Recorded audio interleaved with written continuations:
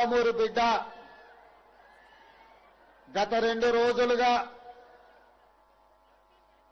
ఈ జిల్లా ప్రజల కోసం, ఈ జిల్లా రైతాంగం కోసం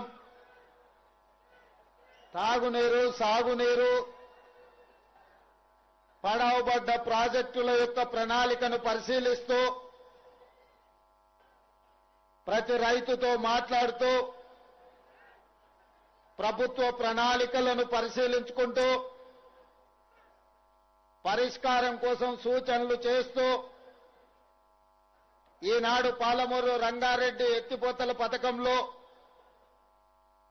తీవ్రంగా నష్టపోయి కష్టాలు ఎదుర్కొంటున్న నా పాలమూరు సోదర సోదరీమణులను కలవడానికి విచ్చేసి ఈ సందర్భంగా మీ అభిమాన నాయకుడు జడ్చర్ల శాసనసభ్యులు యువమిత్రుడు జనంపల్లి అనిరుద్ధ్ రెడ్డి పెద్ద ఎత్తున కార్యక్రమాన్ని ఏర్పాటు చేసి వేలాది మంది రైతులను ఈ సభకు రప్పించి నాతో పాటు ఈ వేదిక మీద ముఖ్య అతిథులుగా సాగునీటి పారుదల శాఖ మంత్రివర్యులు పెద్దలు ఉత్తమ్ కుమార్ రెడ్డి గారిని, అదేవిధంగా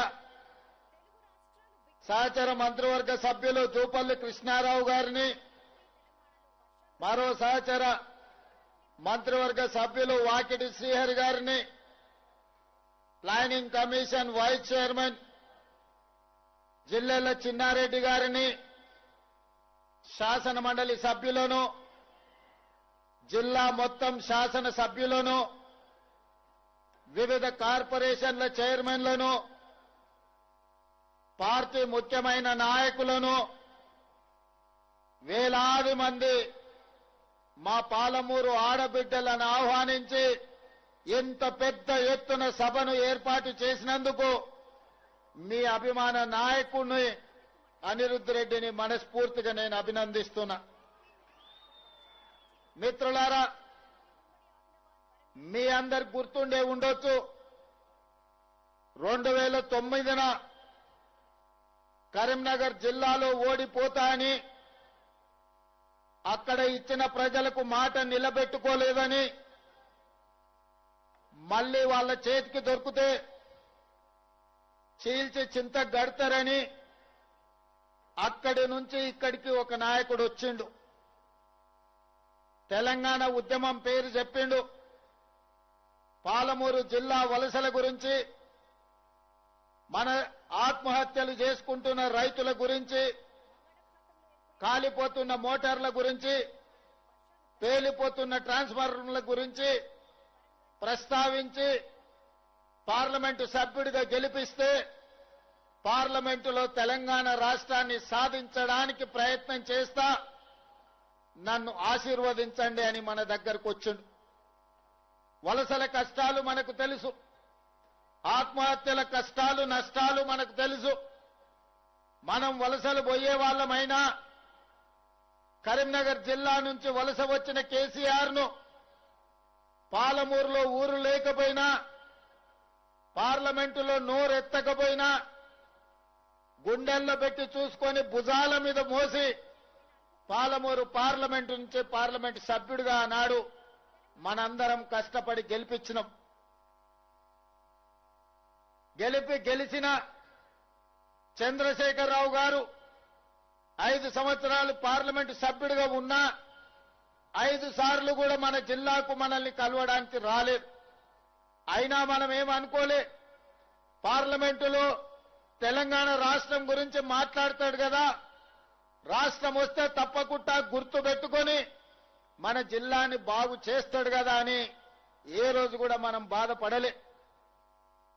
దేవుడు కరుణించిండు, సోనియమ్మ ఆశీర్వదించింది, మన్మోహన్ సింగ్ గారు చట్టం చేసిండ్రు. జూన్ 2, 2014 నాడు 60 సంవత్సరాలు మనం కలలుగన్న తెలంగాణ రాష్ట్రం మనము చూస్తామో చూడమో అని ఆత్మహత్యలు చేసుకొని ఆత్మ బలిదానాలు చేసుకుంటున్న సందర్భంలో ఇక ఏ తెలంగాణ బిడ్డ మరణం చూడొద్దు, ఏ తెలంగాణ ఆడబిడ్డ కడుపు కోతతో కన్న కొడుకును కళ్ళ ముందే తెల్లవారుజామున ఇంటి ముందల కల్లాపు చల్లుతుంటే అంబులెన్స్ లో చచ్చి శవమై ఆనాడు యువకులు ఊరికి వస్తుంటే ఆ తల్లుల దుఃఖాన్ని ఆపాలని ఒక తల్లిగా సోనియమ్మ ఆంధ్రప్రదేశ్ లో పార్టీ చచ్చిపోయినా కేంద్రంలో అధికారం కోల్పోయినా తెలంగాణ రాష్ట్రంలో పార్టీ ఒడిదుడుకులను ఎదుర్కొన్నా రాజకీయ స్వార్థాన్ని వదిలేసి 4 కోట్ల తెలంగాణ ప్రజల యొక్క ఆకాంక్షను తీరుస్తూ తెలంగాణ రాష్ట్రాన్ని ఇచ్చింది. తెలంగాణ రాష్ట్రం అని చరిత్ర పటం మీద సువర్ణ అక్షరాలతో తెలంగాణ రాష్ట్రం అని రాసి ధనిక రాష్ట్రంగా తెలంగాణ రాష్ట్రాన్ని మనకు అప్పచెప్పింది.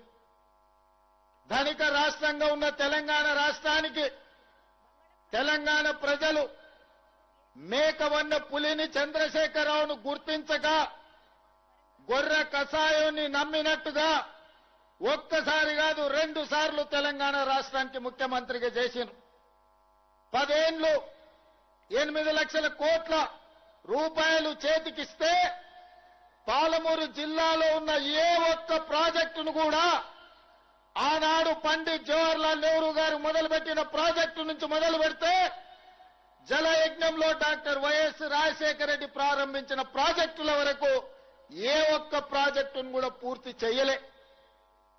మన కష్టాలు తీరువలే, మన కన్నీళ్లు దూడవలే, మన సాగునీరు రాలే, మన తాగునీరు మనకు దక్కలే. మిత్రులారా, ఇవాళ నేను అడుగుతున్నా, ఇవాళ కొంతమంది మాట్లాడుతుండ్రు దొంగలకు సత్తులు మోసేటోళ్లు, తిన్నింటి వాసాలు లెక్క పెట్టేటోళ్లు, అన్నం పెట్టినోంటే సున్నం పెట్టేటోడు నిన్న మన మహబూబ్నగర్ జిల్లాలో మాట్లాడుతుండు పాదయాత్రలు చేస్తామని. మీరు పాదయాత్రలు కాదు, పొర్లుడు దండాలు చేసినా పాలమూరులో కాదు, పాలమూరు నుంచి కాశీ వరకు పొర్లుడు దండాలు చేసుకుంటూ పోయినా మీరు చేసిన పాపాలు తీరవు. మీరు చేసిన అన్యాయాన్ని ఈ జిల్లా ప్రజలు మరవరు. నేను ఇవాళ ఈ వేదిక మీద నుంచి చంద్రశేఖరరావు గారిని సూటిగా నేను అడుగుతున్నా, ఆనాడు ప్రారంభించిన జూరాల మేమే పూర్తి చేసినాం. ఆనాడు మొదలైన భీమా కావచ్చు, నెట్టంపాడు కావచ్చు, కోయిల్ సాగర్ కావచ్చు, కల్వకుర్తి ఎత్తిపోతల పథకం కావచ్చు, పాలమూరు రంగారెడ్డి ఎత్తిపోతల పథకం కావచ్చు, ఆనాడే మంజూరైన మక్తల్ నారాయణపేట కొరంగల్ ఎత్తిపోతల పథకం కావచ్చు, అది చిన్నది కావచ్చు పెద్దది కావచ్చు, ఏ ప్రాజెక్ట్ అయినా నువ్వు పూర్తి చేసినవా? ఎన్నడైనా మా రైతుల దగ్గరకు వచ్చి కూర్చొని మాట్లాడినవా? మీ కష్టమేంది, మీ కన్నీళ్ళేంది, మీ సాగునీళ్ళేంది, మీ సమస్య ఏంది పరిష్కరించడానికి నేను ఉన్నా అని ఎన్నడైనా మా రైతాంగానికి, మా పాలమూరు బిడ్డలకు భరోసా ఇచ్చినవా అని నేను అడుగుతున్నా. మిత్రులారా, ఇవాళ ఆయన తర్వాత ఆయన కొడుకు, ఆ తర్వాత ఆయన మనవడు రాజ్యాలు ఏలాలంట, మన దళితులు చెప్పులు కుట్టుకోవాలంట, మన ముదిరాజులు చేపలు పట్టుకోవాలంట, మన యాదవ సోదరులు గొర్రెలు కాసుకోవాలంట, బర్రెల్ని చూసుకోవాలంట. ఇవాళ మనమేమో గొర్రెలు బర్రెలు చేపలు చెప్పులు కుట్టుకుంటే ఆయన కొడుకు ఆయన మనవడు రాజ్యాలు వెళ్తాడంట. ఒక పాలమూరు జిల్లా మారుమూల ప్రాంతం నుంచి, నల్లమల్ల అడవుల నుంచి ఒక రైతు బిడ్డ 20 సంవత్సరాల క్రితం సరిగ్గా జూలై 4 తారీఖు నాడు ఇదే మిడ్జిల్ మండలానికి జడ్చల్లో వస్తున్నా అంటే నా గుండె వేగంగా కొట్టుకుంటది. 20 సంవత్సరాల క్రితం ఇక్కడనే నా మీద ఓడిపోయిన నా మిత్రుడు రబ్బానీ ఉన్నాడు. ఆనాడు రబ్బానీ మిడ్జిల్ నుంచి గెలిస్తే జిల్లా పరిషత్ చైర్మన్ చేస్తాను డాక్టర్ వైఎస్ రాజశేఖర రెడ్డి చెప్పిండు. కానీ మిడ్జిల్ మిత్రులు ఒక యువకుడు వ్యవసాయ కుటుంబం నుంచి వచ్చిండు, మా జిల్లాకి ఏమైనా చేస్తాడేమో అని గుర్తు మీద ఓటేసి జూలై 4, 2006 నాడు ఒక చిన్న మొక్క నాటిండ్రు. ఆ చిన్న మొక్క 2026 జూన్ నెలకి 20 సంవత్సరాలలో జడ్పీటీసీ నుంచి ఎమ్మెల్సీగా, ఎమ్మెల్యేగా, ఎంపీగా, కాంగ్రెస్ పార్టీ అధ్యక్షుడిగా, తెలంగాణకు ముఖ్యమంత్రిగా మీ బిడ్డ వృక్షమై నిలబడ్డాడు. మీ బిడ్డ పాలమూరులో ఉన్న మర్రి చెట్టు ఎంతమందికి నీడనిస్తుందో ఈనాడు మీరు ఆశీర్వదించి, ఆనాడు మీరు అభిమానించి గుండెల్లో పెట్టుకొని భుజాల మీద మోసిన జడ్పీటీసీ ఈనాడు తెలంగాణ రాష్ట్రానికి ముఖ్యమంత్రి అయి మీ ముందర నిలబడ్డాడు. ఇదా గొప్పతనం. పార్లమెంటులో గెలిపిస్తే పారిపోయి గజ్వేల్లో ముఖ్యమంత్రి అయి గోదావరి జలాల కోసం 3 ఏళ్లలో 1,00,000 కోట్లు ఖర్చు పెట్టి కాళేశ్వరం కడితే కూలేశ్వరం అయి కూలిపోయింది. ఆయన పాలమూరు ద్రోహి, మీ బిడ్డ పాలమూరు అభివృద్ధి చేసిండా లేదా ఒక్కసారి ఆలోచన చేయండి. ఇవాళ మిత్రులారా, ఆనాడు మనం చేసిన సాయానికి తెలంగాణ ప్రజలకు కష్టాలలో ఉన్నప్పుడు ఎండకెవరైనా వస్తే తాగడానికి మంచినీళ్ళు ఇచ్చిన గుర్తు పెట్టుకుంటాం. మళ్ళా గుర్తు పెట్టుకొని తిరిగి సాయం చేయాలనుకుంటాం.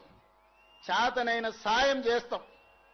ఆనాడు రాజకీయంగా చావు బతుకుల మధ్యలో ఉన్న చంద్రశేఖర్ రావును మన జిల్లా నుంచి పార్లమెంటు పంపిస్తే 10 ఏళ్లు సంవత్సరానికి 5,000 కోట్ల రూపాయలు ఖర్చు పెట్టినా తెలంగాణలో 30 లక్షల ఎకరాలకు నీళ్లు వచ్చేటి. ఆనాడున్న 10 లక్షల ఎకరాలే ఈనాడు సాగునీరు అందుతున్నాయి తప్ప 26 లక్షలకు అందించాల్సిన నీళ్లు ఈ రోజు ఏ ఒక్క ప్రాజెక్టు పూర్తి చెయ్యలే. ఇవాళ అంటున్నారు మేము వస్తాం, మేము నడుస్తామని. మీరు వచ్చినా, మీరు నడిచినా, మీరు పొర్లినా తెలంగాణ ప్రజలు, ముఖ్యంగా మా అక్కలు, మా ఆడబిడ్డలు సాయంత్రం పూట జొన్న రొట్టెలు చేస్తారు. మహబూబ్నగర్లో ఉత్తమన్న సలాకి కాల్చి వాత పెడతారు టీఆర్ఎస్ వాళ్ళకు. ఒక ఆయన పంచగట్టుకో